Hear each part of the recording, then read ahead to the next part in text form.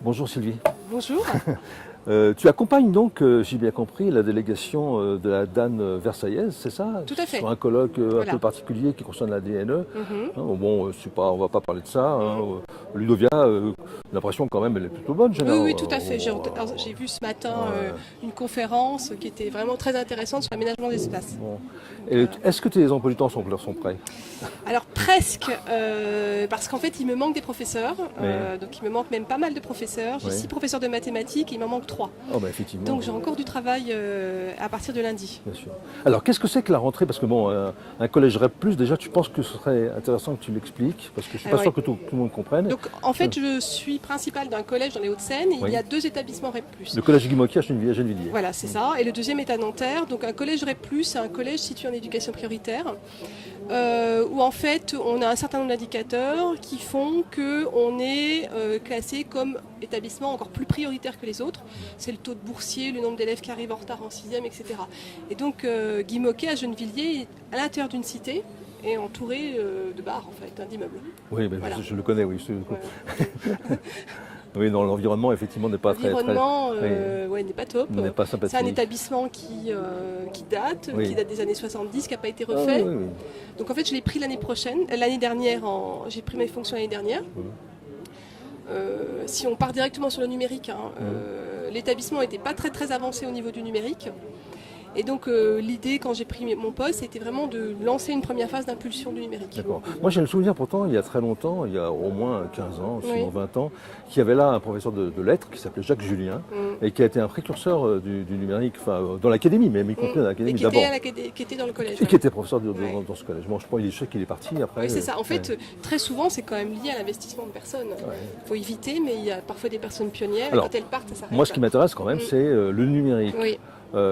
Pour accompagner peut-être plus particulièrement les difficultés Tout à fait. d'élèves dont on sait ce qu'ils sont à Guy-Moquet, et peut-être aussi l'engagement des enseignants dans ce domaine. Qu'est-ce que tu peux en dire? Donc en fait, je pense que quand un chef d'établissement veut impulser une politique numérique, ce qui est important, c'est qu'il y ait un vrai accompagnement et que ça soit en phase progressive. Donc l'année dernière, l'idée c'était de s'appuyer sur quelques personnes. Donc j'ai repéré des ambassadeurs numériques, ce qui a permis de faire des relais dans l'établissement. Et puis, on a lancé très rapidement... Des gens qui ont les yeux qui brillent, quoi, c'est ça? C'est ça. Ceux-là, ils ont envie. C'est pas forcément des geeks, mais en tout cas, ils y croient, ils ont envie, ils vont pouvoir diffuser en salle des profs. Et puis, après, j'avais la possibilité de faire un travail dans le cadre de ces temps de concertation REP+, avec un chercheur, Luc Ria.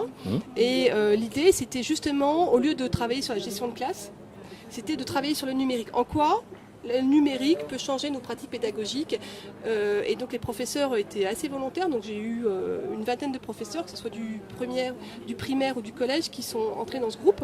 Ils se sont filmés, ils ont regardé ce que ça changeait, comment ça se passait en classe, et ensuite ça a été montré aux autres professeurs. Et donc ça, j'ai trouvé que c'était très intéressant parce que ça brisait la glace et ça faisait moins peur aux autres parce qu'ils voyaient que leur père avait essayé des choses. Donc comme ça, il peut y avoir une sorte d'essaimage. Voilà, c'est ça. On commence comme ça dans le collège, effectivement, il y a ceux qui débutent, qui commencent, et l'essaimage peut se faire. Et plus précisément sur la résolution, peut-être la remédiation, comme on dit quelquefois aussi, des difficultés des élèves, est-ce qu'il est consensuel dans le collège que le numérique peut apporter une aide à ce sujet? Oui. Ouais. Alors, autre exemple où ils se sont rendus compte que ça pouvait vraiment être utile, c'est d'école. On n'avait pas d'école, on a lancé d'école, les assistants pédagogiques ont été utilisés pour lancer d'école. Et donc déjà au niveau gestion du personnel, c'était intéressant parce qu'ils étaient vraiment impliqués.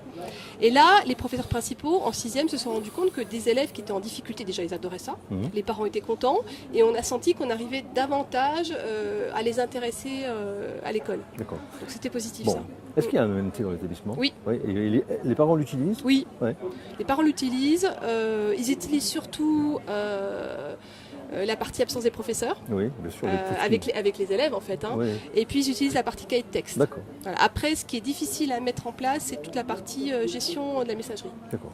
Et est-ce qu'il y a du coup, je suppose que quand il y a un ENT, on se pose la question de l'équipement des familles. Est-ce qu'il y a eu un effort fait de la part de la collectivité à ce sujet ou pas? Alors en fait, moi j'ai déjà fait un sondage pour voir un petit peu si les familles étaient équipées et finalement oui. Ils ont tous un téléphone portable. Je dis pas qu'ils ont forcément un ordinateur, mais ils ont un téléphone portable et finalement ils étaient assez à l'aise par rapport au numérique.